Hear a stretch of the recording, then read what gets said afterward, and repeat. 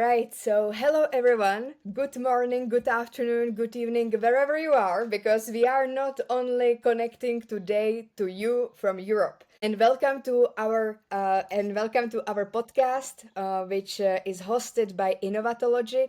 And today we will be covering something really exciting about the strategies to enhance leadership skills, because they are not only the innovations around, for example, the hardware or software, but you can also do innovations in your soft skills, such as the leadership. And this we will be talking about today. Just to tell you briefly about Innovatology, Innovatology is a one stop shop to the latest tech and innovations from around the world, and we do it by decoding these innovations for you, for the wider public, so that you can implement it into your personal and professional life right away to effectively navigate the digitization and globalization of today's age. So, I am Marie, I am the co founder of Innovatology, and I am here with Yes. Cedric. With Cedric, I'm the other part of Innovatology. Active myself in leadership at a big corporate, but I'm more excited about listening to our guest today and then gain his insights, tickle his brain a bit. Yes. And also, our guest today is Rob. So, Rob, can you please tell us something more about yourself to our audience? Sure, absolutely. Well, I wanted to thank you both for having me on your podcast today. I'm very excited to be here, and I'm glad to be sharing any of my knowledge with and experience with the audience. So I'm Rob Cameronpour, and I'm from Toronto, Canada. And basically, I've been working for over 20 years now in various industries.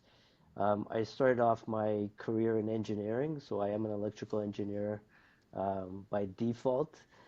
When I got into engineering, I didn't see myself staying in engineering for long. I couldn't sit behind the computer and design all day. I like to interact with people and kind of communicate with people. So I got into project management in the early stages of my career. I've done technical sales where I let go of the shyness and became more of an extrovert doing that. So I highly recommend to engineers out there or anyone that's an introvert to go out and do some sales. And then I got involved in a utility company. So I spent most of my career in a utility company for about 13 years. Came out, ran a smaller company uh, where I was able to increase the revenue from 5 to 70 million within a year, and just using the same strategies as I use with my other teams.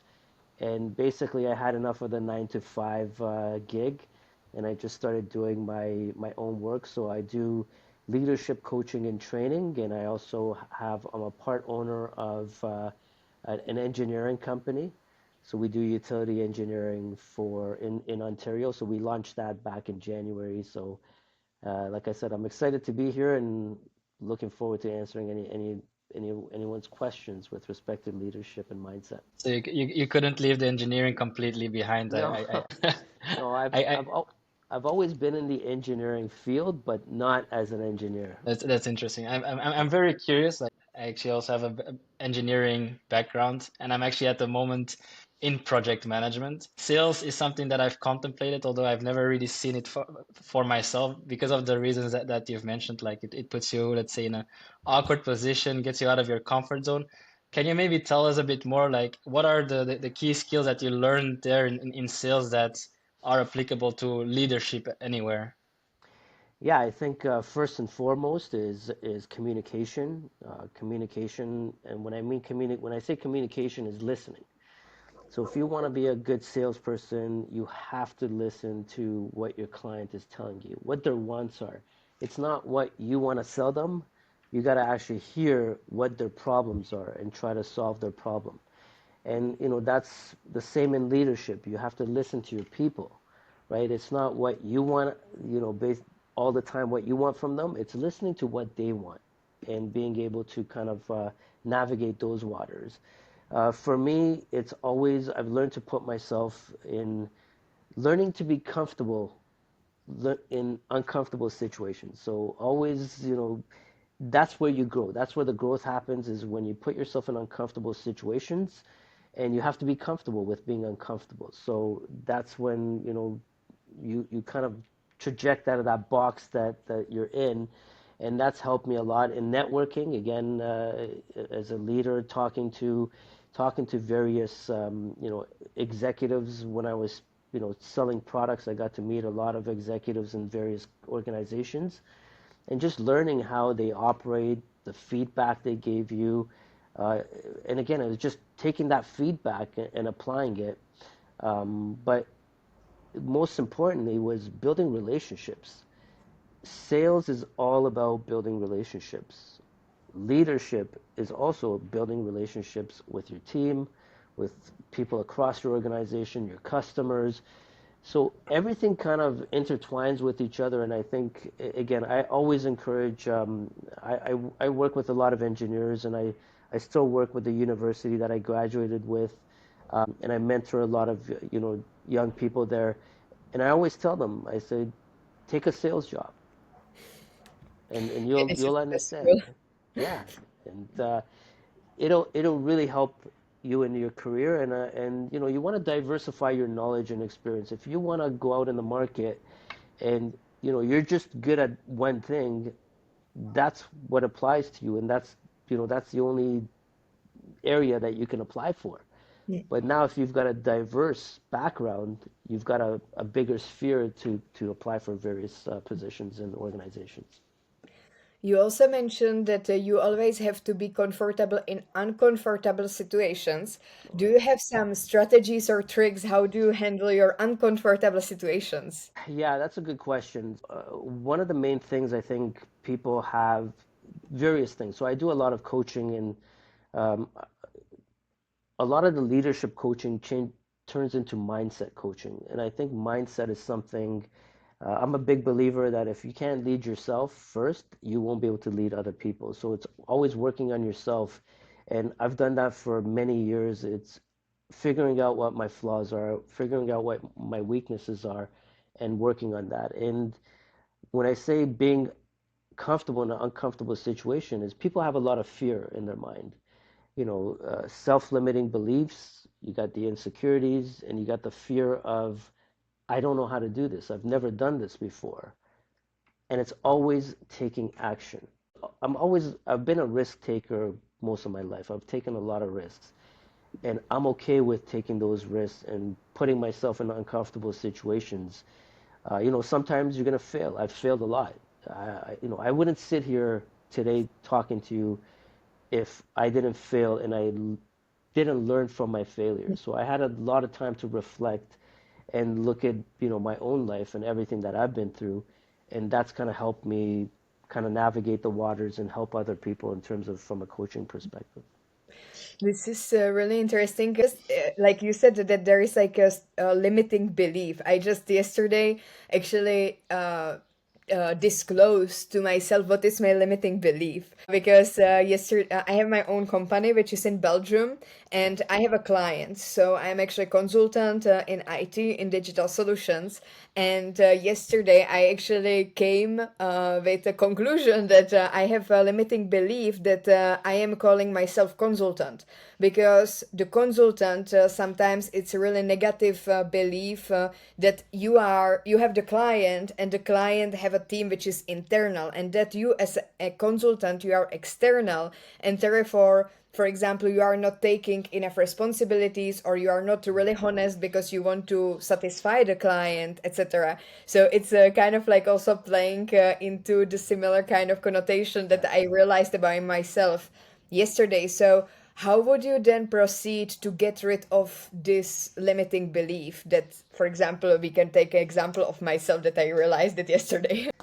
Yeah, again, very interesting question, and it goes back on reflecting on what your weaknesses are. Why do you have those limiting beliefs? The question you got to ask yourself is the why, right? And once you're able to figure out why, because you know is this what your beliefs were when growing up?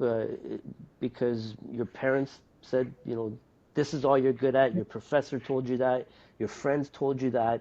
You got to go back and figure out what the root cause of that was. And That's when the healing starts. And put yourself in a position that you say, you know what? Forget whatever happened in the past. I'm living in today. So you never look backwards. And one of the most important things for people to do, and a lot of people don't do this, is set goals. Mm. And when you set goals for yourself, you should set goals that scare you. Your goals should actually Okay. scare you, right? Because that's where the limiting beliefs is. So you say, okay, I'll give you an example. I want to make $100,000. Why? Why don't you say I want to make $10 million? Because in your mind, that's very unrealistic. You can never picture yourself making that. So right there, you're limiting yourself to 100,000, Mm. and then you're going to fall below it. But if you set yourself to 10 million, what if you land on 5 million, right? You're still above the 100,000 that you thought you were capable of, but It's like you're gonna shoot for the moon, and I mean, whether you succeed or fail, you'll still end up in the stars, right? No, no, exactly. There's different paths that you can take to end up with that goal at the end of the day. I also wanted to pick up on like the networking or like the building relationships. I think building relationships is one part, and I think from one point of view, building relationships is easy, but sustaining relationships, I feel, is a more difficult part in growing a network. How do you go about that? Like, do you have any specific slots? What's your tip? You also said at the beginning about the sales that actually if get your job in the sales. However, isn't it that like when you are in the sales, you really try to have a mask, some kind of like you try to be natural, of course, but you are really like in the sales putting the mask of being somebody confident, of being, for example, more like pushy, etc., because you want to achieve some goal. However, you don't necessarily need to be like this, for example, at home. And the same is, for example, with the content creators, influencers, that they try to entertain the, for example, the audience. And then when you would meet them, for example, outside in person, they might be introverts, even though on the social media they are perceiving to be extroverts. So how does it then correlates with the sales if in this case you want to achieve something, however still you are having this mask because you know that with this kind of position, with this kind of attitude, you're gonna achieve it. However, it cannot be sustainable all the time. because that's what I love doing. But at the same time, I got to create content, so I got to keep it engaging as well, right? I think always keep your authentic self, but the confidence, if you have to go out and build confidence, sometimes you got to force yourself to, again, to come out of that comfort zone. And Mm. that's where I think where Yeah, you're talking about the masking. and this reminds me a lot of like this concept that I've been hearing about, like nurture versus nature. Okay, someone can be a natural, but you also have a lot of people, I mean, maybe like yourself, but especially like myself. When I started here in my current company, not at Innovatology, but they put us in a position where it's not comfortable. And then either you adapt and it becomes like a nurturing Yes. environment where you thrive, or it doesn't. And like it has changed me as a person a lot, but it's because it was in an environment that nurtured being outgoing. And then at some point, it's no longer you going out of your comfort zone to be that authentic self, but it's more like you unlocked a different level of your authentic self. And and that's I think also what hematology is doing for us. It's maybe in the beginning it's a bit rough on the edges, but at some point it will be just like another upgrade of who we are as people. It just reminded me a bit of about that. And you learn as you go. I'm pretty sure, you guys have started these podcasts. Were you a podcast expert when you started? So are you comfortable speaking in front of an audience globally? Like, is that something you envisioned yourself doing? So same concept, right? Yes. I And you're have a doing it. I have a question because you said that you are currently based in Canada, but that you are originally from Iran. Correct. And you ended up in the leadership, actually, like coaching, etc. It's I have a question about your journey. So, like, how did you actually started to do what you are doing now, and what is your journey? I mean, of course, I am sure that you can speak about it for the full days, but just in a nutshell, to tell Sure, more about your journey, because leadership, like that, I want to be in leadership. It's usually not the dream of a child, you know. Like it's usually, I want to be doctor, I want to be pilot, etc. yeah, So how the journey sure. started, and So again, a lot of people can kind of relate to this. Being from Iran, and the culture back there, your parents either want you to be an engineer, a doctor, or in some cases a lawyer. So I was pushed to, to be an engineer, but I always liked working with my hands, and I was good in math and sciences and etc. So going through the schooling system, and again, I had my failures along the way. In university, I almost got expelled from university. I was on probation. So I've got another story there. But when I was able to get through and finally finish engineering, like I said, prior to becoming, finishing my engineering, I was part of the a voluntary organization called IEEE. So it's the Institute of Electronic and Electrical Engineers. So I did that in Toronto, where I started off with having a role in community relations, and we were getting like 7 people to attend our meetings. So I did that for 9 years. By the time I left, I was the chair of the organization, and our events hit 700 people. During that process, I got to build my own team.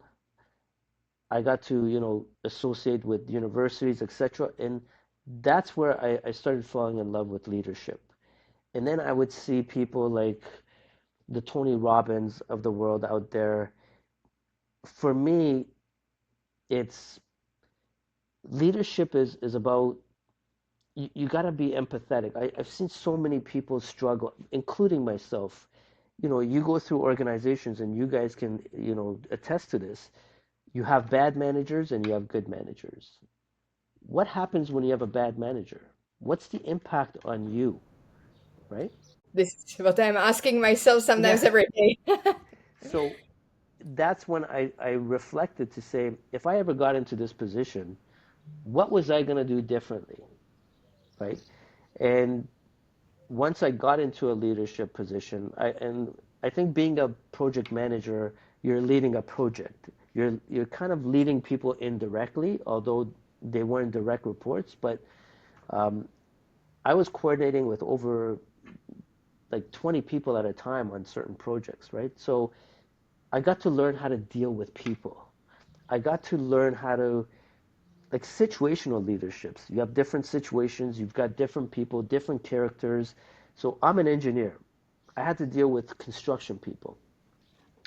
Early in my career, I worked for a railway company where I worked in the field with just field people. I got to learn their language. I got to learn how to deal with, um, you know, it, field folks who do the constructions out there. They're two different cultures. And when I was a PM, I learned how to talk to engineers differently, and I got to learn how to talk with construction people differently. And I put that two together, and I was able to help, bring people together on projects to make sure they're successful.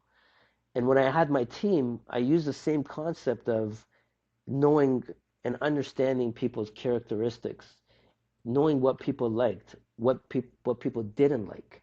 And I always reflected on what my managers did that I didn't like, and I wouldn't do that. I did the opposite.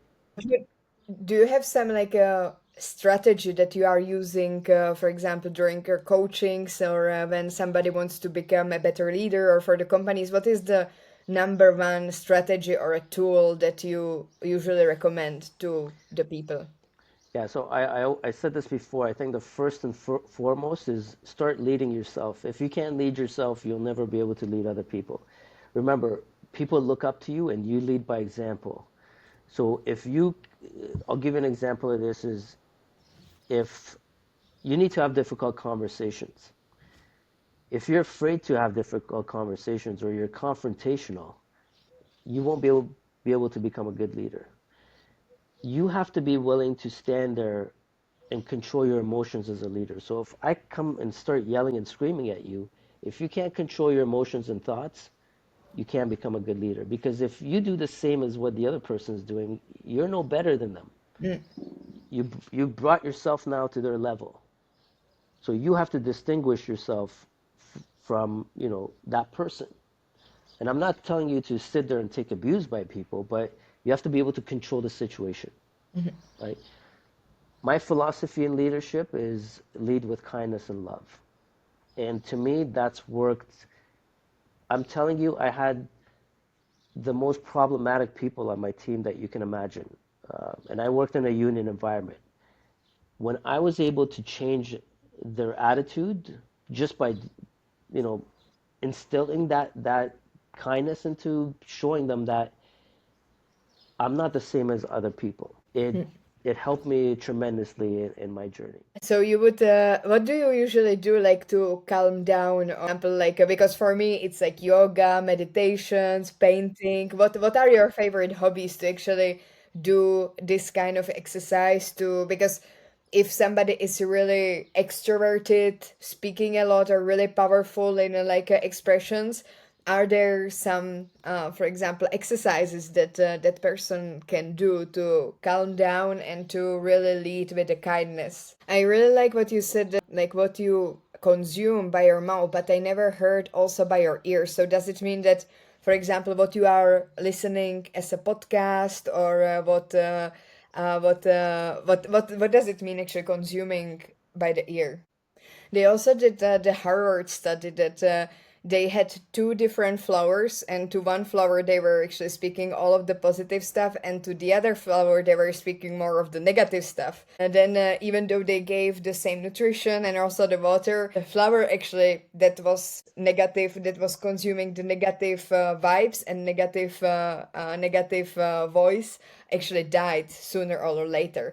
So it's also the same with the human beings and even with yourself. We were just in last week. We have been in London in the Health Optimization Summit, and I don't know if you know JJ Virgin. She's from the US, and she's really like into the health and biohacking, etc.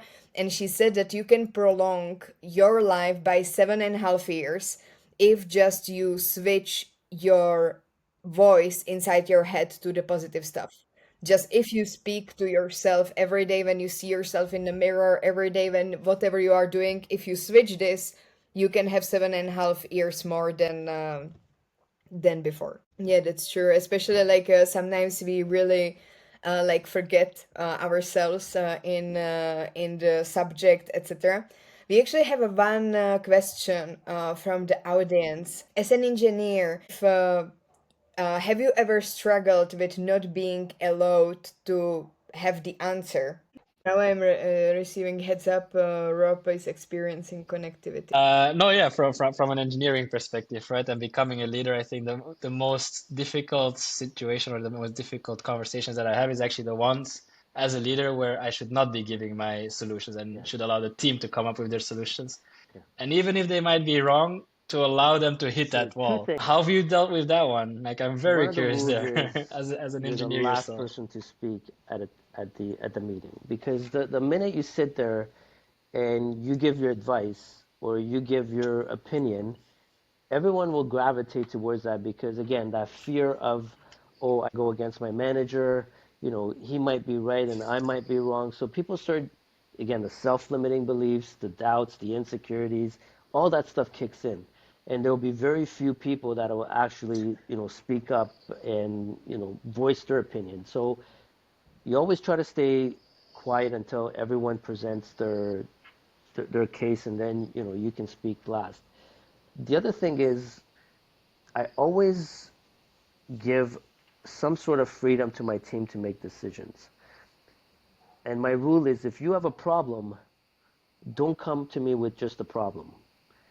Come to me with a problem, give me two or three options, and give me a recommendation for your option. and then we can look at it to see if we can justify it. But if you're just throwing problems at me, what do I need you? I can solve the problem myself, right? So this is how you empower them. It's very important to empower your employees because when you do that, Definitely. self-confidence goes up. They start to believe in themselves, and you create an environment where it's okay to make a mistake because at the end of the day, my hand goes up. I'm accountable for my team. So I always tell them, you make a mistake, my hand goes up first. You never throw your people under the bus. Definitely not. And I can recognize the two tips or advices that you give because like the first one I actually put in my personal development plan this year, like where I actually put myself down, like look, this year to Yes. really grow myself to that next level of leadership is I want to become the last person to talk in a room. And the second one I also Ah, learned yes, very yeah. recently from Boris Groyberg, from like a teacher at Harvard, where he said like 1-3-1. They come with one problem, three solutions, and then based on that you help choose Yeah. the right solution moving forward. And we've been trying to reinforce that, I think at home, but also within our team. What I do see is that people get uncomfortable with that because then they come with like two solutions, and then you're still like, give me another one. And then they're like, yeah, but what should I do? So like, how do you get your people then to get over that stage of So again, challenge them, uncomfortability make them of getting to uncomfortable, three different but at the same alternatives time, or to come with let them know alternatives? that they're safe in the environment, that you're not going to reprimand them for giving you the wrong answer or bringing something that doesn't make sense. It takes practice, and it's it takes trust. They have to trust you. So you have to walk the talk. So if you're going to tell them, hey, it's okay to make a mistake, but the minute they make a mistake, you reprimand them, they'll never trust you again, right? So here's an example, and I guarantee you, go to any organization, look at any manager you want, including the managers you've Give slaps for all of them probably. It's That's really tough. nice. Oh, I and I have think I have usually that pair three good things you can afford to do one negative stuff. So that because it's like also like to achieve some kind of like balance that also like with in the relationship like it's the three positive things. So like give your partner flower, give then the chocolate, then invite for the wellness, for example, and then you can screw one thing. But if it's vice versa, that you screw three things and then you bring a flower, it doesn't work like this. it's quite challenging though, because negative news doesn't sell. That's why also in the news you will only see negative stuff usually because it's very difficult to sell news only based on positivity. Like, hey, the Earth will survive for another 500 years. Good job. No, that's not gonna work. It's a very good question. Yeah, it's like addiction. It's addiction. It's dopamine. It's bringing you the kind of like not excitement if the world is finishing tomorrow or something, but it's like dopamine. Dopamine. It's also like why you are watching the TV shows. You see drama, you see gossips. It's entertainment, etc. And it's definitely like the grateful things are really needed. I usually do it in the evening. That I usually repeat 10 things that I say, I thank you today for something. I thank you today for something. And I do it usually in the evening. And in the morning, I didn't yet try. Maybe I should start. But I really go along with this like positive mindset, and what we eat and what we hear is like shaping ourselves. But I think that every one of us ever met somebody who was toxic, who was rather boss than the leader, and especially young people, they are struggling with this because if you Mm, are in an organization where actually is the hierarchy and then there is a boss who is suppressing you because you are in the hierarchy right now in the organization, it's really killing the leader that you can become because you are maybe like then thinking maybe this is how the world is and I am maybe broken because I want to be different, but it's not that tomorrow it will get better. It's usually long term development, and not a lots of people, especially young, they survive this development. yes. So how would you work with this with the young people who are having the toxic boss at work or like boss in general in a hierarchy?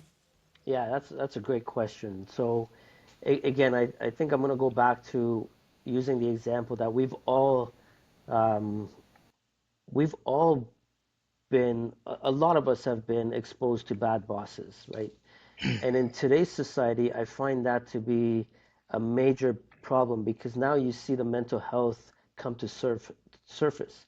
A lot of people are struggling, and your manager doesn't only impact you at work, but when you go home, that impact is on your family, on your loved one, on your kids, however way you want to look at it, right? Why are we tolerating that, right? Why are we allowing ourselves to tolerate it? One of my examples is, you're not a tree. If you're not happy, move. Do something about it, right? Simple. At the same time, though, again, if you've got that control of your mindset where you can control your emotions, you stay, you learn a little bit, and then you move on. You don't let it impact you like some people let it impact them quite a bit. And if it's way too toxic for you and it becomes very aggressive, move. If something is not in your control, you can't do anything about it. All you do is beat yourself up and you stress yourself out.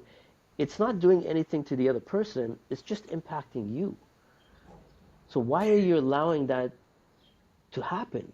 So it's on you. You've made that decision to stay, to let this impact you, and you're just taking a beating in every way, right? It's actually funny. I just made a screenshot today of exactly the same thing on LinkedIn.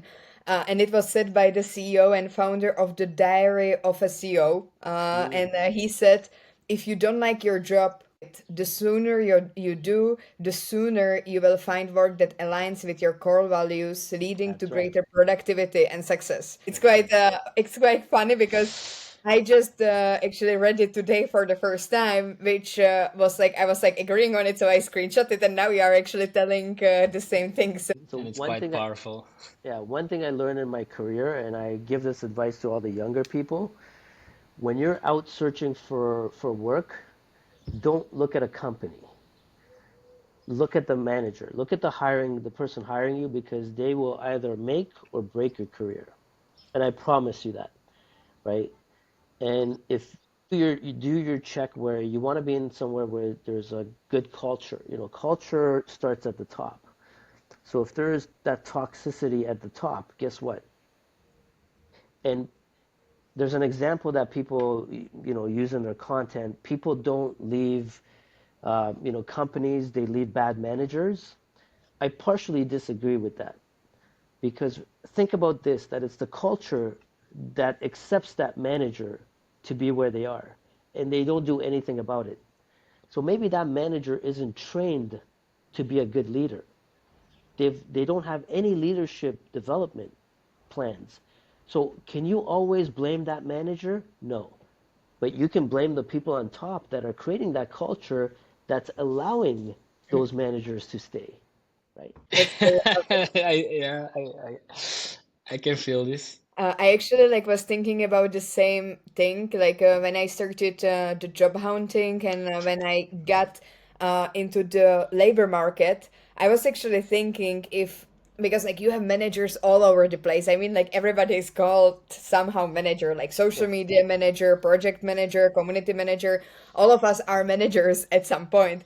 And I was like thinking if there is actually an infrastructure which is training these managers, and then I read somewhere that the people who end up being a managers, they don't necessarily have degree or the training in being a managers. And this totally changed my mindset about proceeding with my career because I look at the manager and I really assess by the critical perspective if I like how do they manage. If I liked it, I implemented it. If I didn't like it, I said how I would do it differently.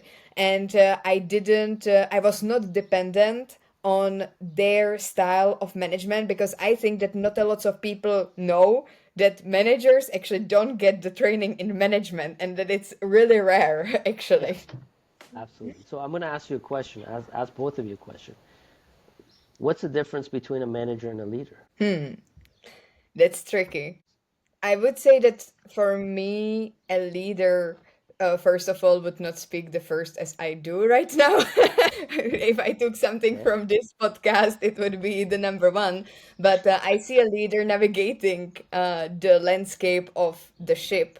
And as you said before, like there is not the direct impact of actually you are giving the freedom to your managers who are responsible to the different departments or the different expertise in their area, and they are having different teams, whereas the leader is someone who is setting the scene and navigating the ship for me. Okay. Cedric? Yeah, so I think a manager manages people, so they can go into really detail as well, like looking, okay, what's your workflow, what's your structure, what's your day to day? Like they manage, they can manage people. Whereas for me, a leader is they provide the North Star, the moon, the what, as well as the why, but they give the freedom towards their people on the how. They give the framework, and then within that framework, the team is allowed to operate freely. And if pressure from the outside comes into that boundary, the leader is also the first one to step in and to protect that boundary. That for me is a difference between a leader and a manager. A leader is giving that boundary, giving the why, the fire, the passion to get to the North Star, and giving the freedom to the team to get there. Whereas a manager could be more like, look, you're not doing this right, and then you need to go there, and then you need to go there. So they're managing the people along that workflow, which yeah is a difference with a leader. I'm just wondering why then do we have the positions, the professional positions called managers, but we don't have professional positions called leaders? Why we don't have social media leader? I mean, I never heard this. Like it's for me like you are not, you usually are not selected as a leader, you become one, but why we don't actually have someone like position to be called leader in society? Hope leader will be sustainable. So I have the last question from my side. What actually would you recommend or advise to young professional just joining the labor market and wanting to be a leader, not becoming a toxic boss or really going by as an example? What kind of advice would you give to that person? And it can also come from your own experience, what you actually brought yourself from your practical experience. Yeah, I think again, I'm actually I'm organizing a young professionals leadership summit this fall, and I'm bringing a whole bunch of leaders to talk to these points. My mission is to create tomorrow's leaders, and I see that as the biggest gap in a lot of the industries and a lot of people that I talk to. And I've seen it throughout my career, and I want to do something about it. That's my purpose and my mission. I think the best thing young people can do again is learn to lead themselves. Start working on yourself. Figure out who you are, find out your purpose, be a good human being. When you're leading people, you're leading other human beings. These are not animals. These are not robots that you're dealing with. Uh, uh, it's you see people being treated like animals and robots, but we're not, right? The minute that you can understand that and have compassion and have that kindness, I promise you, your people will go above and beyond for you. I think that's quite impressive indeed, and a really good advice. Is there any, let's say, tech tool that you would recommend for anyone looking to, let's say, enhance their leadership skills? Because I mean, leadership skills is more Sure. you as a person, but are there any technical tools or tech tools that you can advice that can get people to take that next step when they have it inherently in themselves? So again, when you say tech tools, I'm gonna gear towards okay. There's social media that you can follow certain people. Like I said, I always like to share content for those purposes is to because a lot of people don't have mentorship. Mentorship is also very important, right? They don't even know how to approach people to get those like start that mentorship relationship. So I think, social media can be a bad thing, but it can also be positive. So again, how you look at it and how you deal with it, Mm. there's content on there that can help you. There's videos that are inspiring, motivating, whatever you want to call it. So there's a lot of information online using technology. So utilize that, right? We look at AI and we always, again, people look at the negative aspect right away. Oh, I'm going to lose my job to AI. Why don't you look at it in a way that it's going to enhance, you know, how you're doing your job? So if you're poor in writing emails or letters or reports, learn from AI. Like, don't allow it to take over your brain and you now numb yourself, but learn from it to say this is how they wrote it, this is the structure, and learn from it and practice. Yes, Like, definitely. don't let the limiting belief to over You uh got it. over conquer yourself. That's right. That's perfect. All right, so I think that we are here almost for 1 hour, and we get really a lots of insights about how you can get out from the toxic boss, or how you should start as a young leader, uh, starting on the labor market. We also covered the innovation and tech in the leadership, where actually for the networking, if you start just with the social media posting, it might be the exact thing to do, because then you will more coin your leadership as well as the confidence and what you are offering to the world. And last but not least, be a good person, because the That's good right. person is doing more good persons. So thank you so much, Rob, and Thank we you. will be in touch with you soon regarding this podcast. And also to our audience, have a nice rest of the day wherever you are. Thanks for Awesome. the Thanks, very everybody. valuable conversation, Rob. Thank Thank you Talk to so you you. much. soon. Thank you.